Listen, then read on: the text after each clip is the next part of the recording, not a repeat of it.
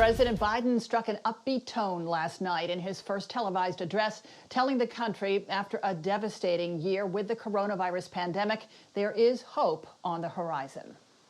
If we do all this, if we do our part, if we do this together, by July the 4th, there's a good chance you, your families and friends will be able to get together in your backyard or in your neighborhood and have a cookout and a barbecue and celebrate Independence Day. And Biden also directed states to make all adults eligible for COVID shots by May 1st and announced a new tool, or several new tools actually, to help people find the closest place to get vaccinated. So we bring in political insider Armstrong Williams now to discuss. And the speech, Armstrong, it came on the one-year anniversary of COVID being declared a pandemic. Biden also talked about the incredible loss that Americans have suffered. Do you think the president hit the right tone and the content last night? Of course, for the constituency that he was speaking to, obviously, I will give the president credit of doing a very good job of best efforts to organize all the strategic partners to make sure people get the vaccine, to remain safe, get tested, get people as much relief as possible. There's a feeling of normalcy with all this, not a lot of chaos and confusion. It seems like all his lieutenants are on the same page.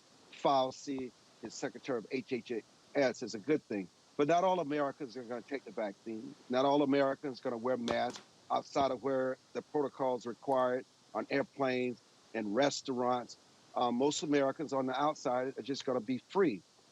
You have the tendency that there's a new feeling in the air that this virus is somewhat subsiding. And yes, we need to be careful. And I know the president took a dig at those states last night, like Texas and Mississippi and all of us that are open up and gotten away with the mask, have done away with the mask, and telling people, let's return these businesses back to normalcy. The president didn't really talk about how to get businesses to open up again, because you can issue those stimulus packages as much as you like. And while people enjoy seeing that $1,400 in their bank account or $5,000, Melanie, it just doesn't last.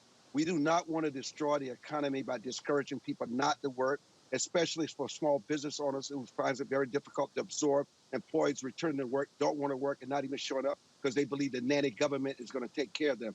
That has to be balanced. And as far as the president healing the divide in this country that continues to erupt, he did not come any closer to it than he was when he was inaugurated on January 20th.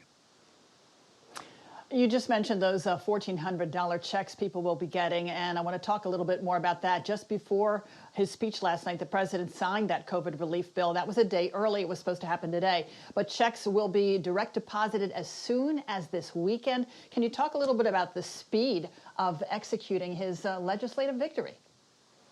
Well, and people are waiting for that money. They've been waiting for a long time.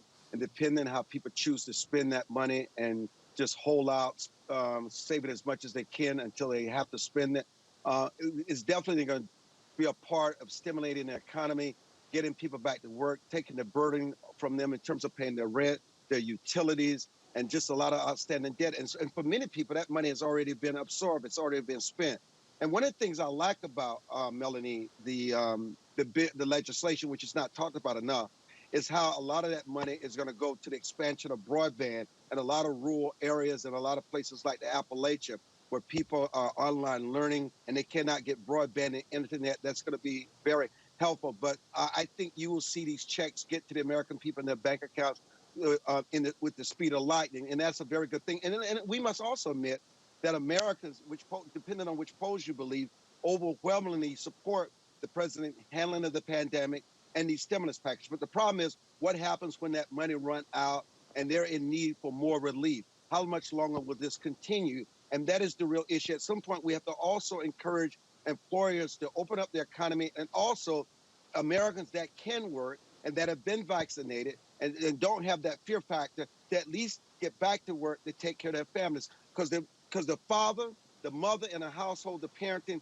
is the best structure in place to take care of their families if they can. We understand that much has changed, but if you can work, you should go back to work. All right. Thank you so much, Armstrong Williams. We'll be watching next week as the president travels to explain his stimulus plan to the American people. You can catch the Armstrong Williams show. It airs every Saturday morning at 10:30 right here on WJLA 24/7 News.